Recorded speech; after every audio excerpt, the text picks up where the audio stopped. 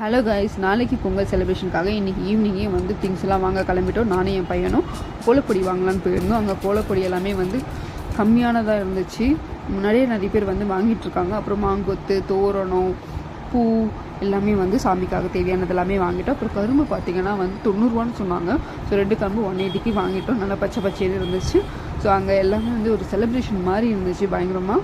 So வாழை இலை, அப்புறம் சாமிக்கு தேவையான பூசணிக்காய் எல்லாம் 5 வகை காய்கறி போட்டு சமைக்கணுன்றதுக்காக எல்லாமே வாங்கிட்டோம் நாங்கள் கட்டபையில். ஸோ என் பையன் வந்து கரும்பு வாங்கிறதுக்காக ரெடியாக போயிட்டான். ஸோ கரும்பையும் வாங்கிட்டான். மம்மி எப்படியாவது பேக் பண்ணி எடுத்துகிட்டு போயிடலான்னு சொல்லிட்டு நாங்கள் 2 பேரும் எடுத்துகிட்டு வந்துட்டோம். ஸோ சாமி ரூம் எல்லாமே முந்தல் நைட்டே வந்து ரெடி பண்ணி வச்சுட்டேன். ஸோ எல்லா சாமிக்கும் பொட்டு வச்சு க்ளீன் பண்ணி சுத்தமாக எல்லாத்தையும் வாஷ் பண்ணி வச்சுட்டேன். ஸோ எல்லாமே ரெடி பண்ணி வச்சுருக்கேன். அப்புறம் நாளைக்கு காலையில் வந்து விளக்கேற்ற வேண்டியது தான். அப்புறம் பூ வந்து எப்படி டெக்கரேட் பண்ணலான்னு நான் உங்களுக்கு சொல்கிறேன். இப்போ வெளியே வந்து தோரணத்துக்கு வந்து சாமந்தி பூவில் வந்து நான் டெக்கரேட் பண்ணியிருக்கேன். மாங்கொத்தை வந்து அப்படியே தான் சொருகலான்னு பார்த்தேன். பட் இருந்தாலும் சரி கொஞ்சம் டெக்கரேட் பண்ணலான்னு சொல்லிட்டு மாங்கொத்தில் அந்த சாமந்தி பூவை வைக்கலான்னு சொல்லிட்டு நான் பிளான் பண்ணியிருந்தேன். ஸோ அது எப்படி பண்ணியிருக்கேன்னு வந்து நான் உங்களுக்கு காட்டுறேன். இப்போ பாருங்கள்.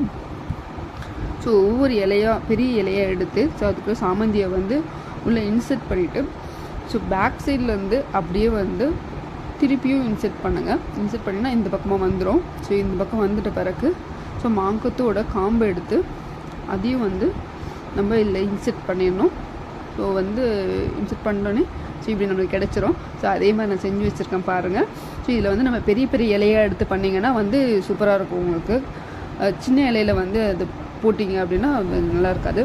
ஸோ அப்புறம் வந்து இந்த நூல்கண்டை வச்சு அதை வந்து லைனாக வந்து கோத்துட வேண்டியதான். ஸோ எனக்கு கேப் இல்லாமல் கோத்தாலும் சரி, கேப் விட்டு கோத்தாலும் சரி.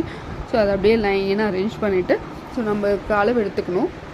ஸோ அளவு எடுத்துகிட்டு அது எவ்வளோ தேவையோ அது அளவுக்கு அளவு எடுத்துகிட்டு அப்படியே ஃபிக்ஸ் பண்ணிட வேண்டியது தான் நாட் போட்டு. ஸோ பாருங்கள். அப்புறம் ஹாப்பி பொங்கல் டு ஆல்.